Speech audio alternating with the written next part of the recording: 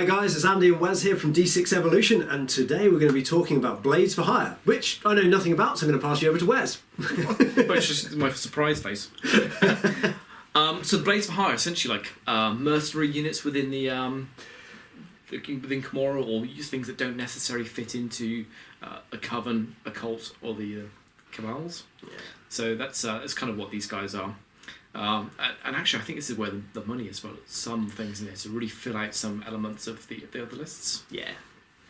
So do you want me to run through some stuff? Well, it's not like I can do it. Okay, so Drazar. So the bit of fluff of the Drazar is he's essentially a fallen Phoenix Lord. You're a little fluff bunny, aren't you? Oh, mate, I love it. It's great. I'm super nerdy. It's in my veins. Yeah. So Drazar is essentially the a fallen Phoenix Lord, and so he has Phoenix Lord sort of stats. So you're looking at 2s to hit and wounds. Sorry, to hit on shooting and in combat. Yeah. Strength 4, toughness 4, which is quite nice as well as a starting base. I think it's 5 attacks. Let me double check this actually. 2 seconds. Yeah, Drazar gets 4 attacks actually. His leadership 9, and he has a 2+ armor save with a 5+ invuln. So some of his cool stuff is that he still gets power from pain. So think about the benefits from that. So he's got 6+ ignore. Yeah. And then he gets murderous assault, which means that if he charges, he gets to fight twice in that same phase. And guys, this is something I know about, right? It's amazing how far you can actually move when you fight twice. Like if anyone's played against Khorne Berserkers, you'll know that you're getting a 12 inches once you've assaulted to move. To pile in, and consolidate. So you can really use that for your advantage to get to units you wouldn't normally be able to get to. Yeah, it's really useful. Didn't you do a video on that one? I did. Check that one out. Yeah. So I think he's pretty good in that sense. He's got the Tormentor special rule, which is something that the Incubi have as well, which essentially when it comes to doing your leadership checks or your moral checks at the end, normally if you equal the roll, you're fine, but with these guys, you just lose 1.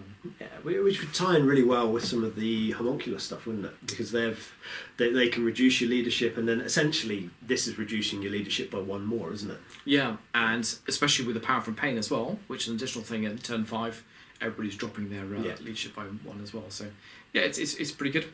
And he also +1 to hit for the Incubi as well, so they're hitting on 2s. But they're going to be hitting on 2s anyway with power from pain later as well. Yeah. So yeah, generally he's pretty good. He's pretty reasonable on points as well. So yeah, pretty good character there. So leads quite nicely into the Incubi if you want to talk about those guys. So Incubi, I don't fuck all about these. So Incubi are kind of like the aspect warriors of the Dark City. Yeah. They are Blades for Hire essentially. They look after whoever they wants to pay money for them to look after them, and they're very loyal in that sense. They love your. I should just make something up for this, when you ask me. Yeah. Just make it just have a look at the model and just come up with a backstory. But it's not necessarily even money. It could be your soul or all sorts of stuff. It's very Drukhari. But these guys, general space elf stats, the movement 7s, hitting and wounding on 3s, strength toughness 3. I think it's 3 attacks base for the chaps, and then 4 attacks for the Clavex, which is quite a lot of attacks actually. Yeah. Their weapons are +1 strength, so strength 4 and -3. Yeah. Do they get power from pain? Yeah, power from pain as well. Yeah. So you got all the benefits in that. That's nice. Strength 4 is key strength to get to, isn't it, for close combat attacks? If you're strength 3, you're doing nothing. Yeah, they're pretty good. And the nice thing, the lethal precision of the Clavex as well. So if he does a 6 to wound, that wound does an additional 2 damage. Nice. No, that is awesome. Yeah, and they've got the Tormentor rules we discussed with Drazar. So that's them. I think they're pretty reasonable. They're 16 points each. They're good. I just think they're better units. Yeah, a little bit pricey, I think. And they just look awesome. I love them. They're probably one of my favourites. Yeah. So that's those. Anything to say about those? No, I think you've said it all, really. Let's talk Mandrakes. Mandrakes. These are my favourite. So these guys have always had great models. Rules always been a little bit lacking, but I think they've kind of hit the nail on the head with these guys now. So they're 16 points base, so 80 points for 5. They have movement 8, which is pretty quick. They're hitting on threes.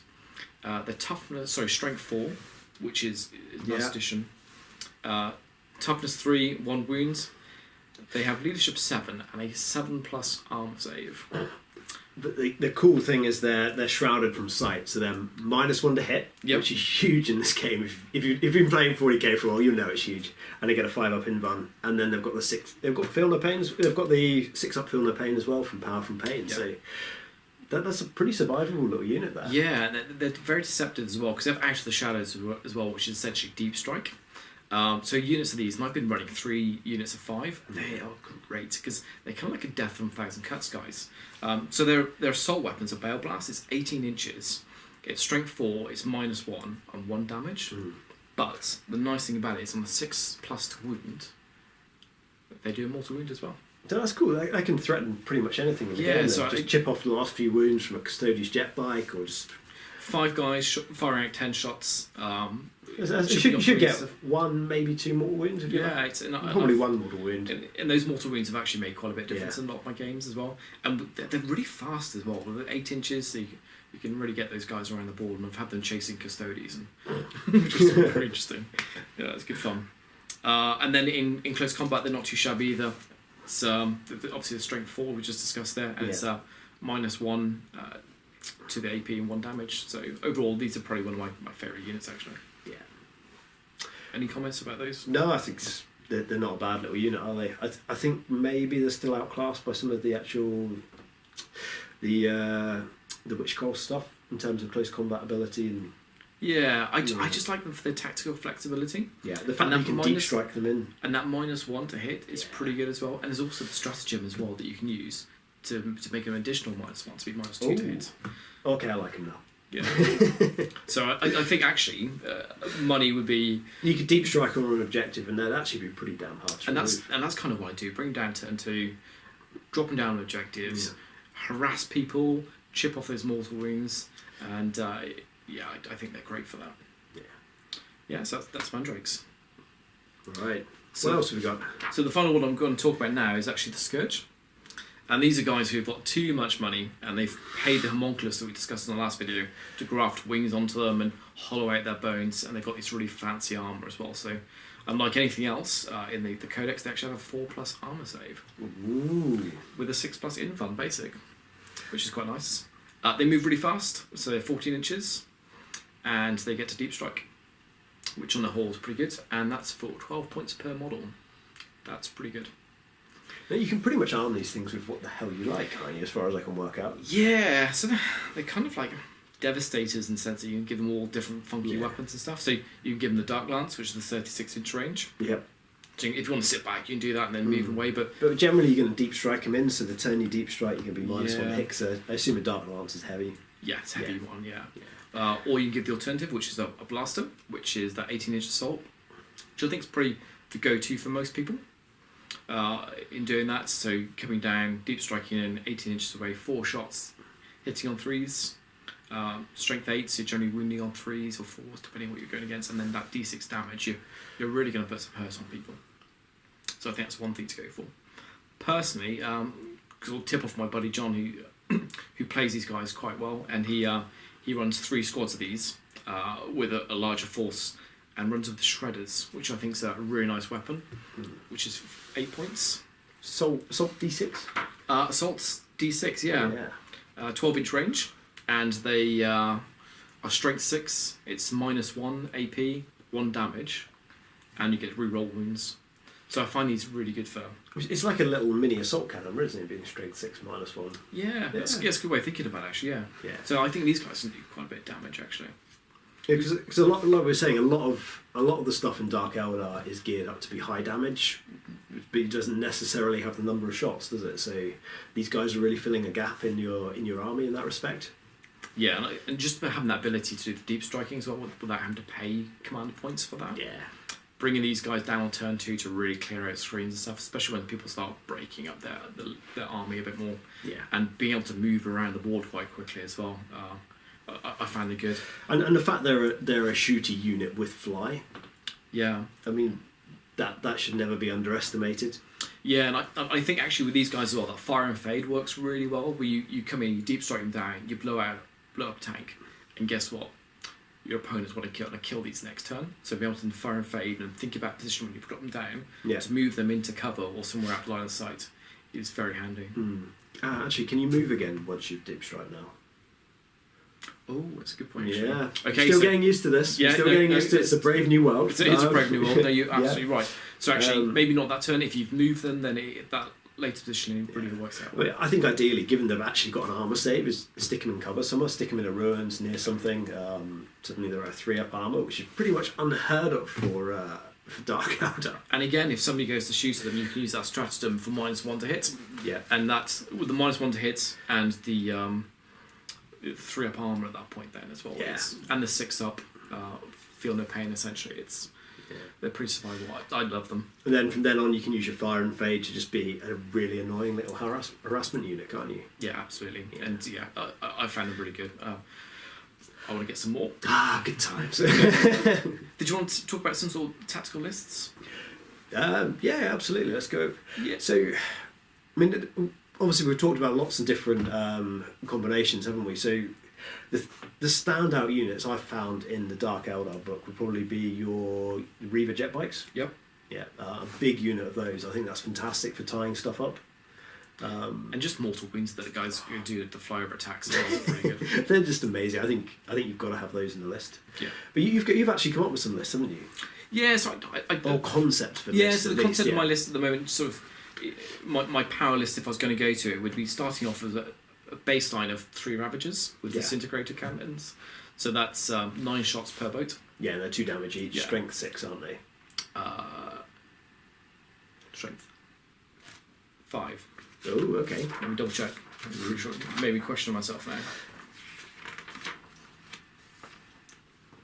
Strength 5. Yeah. Oh. Strength 5 -3. See how much I've paid attention to this video. Learning from the pros here. Yeah, you said it with confidence though, which maybe I say everything with confidence. And that's how you got through in life, isn't it? We know that. So 3 boats. So 9 shots each. That's 27. Strength 5 -3, 2 damage. Yeah. With 3 Archons. So those guys then would give you the rerolls. So you just put them next to the... just sat there. So sort of a gun line at the back essentially with these guys.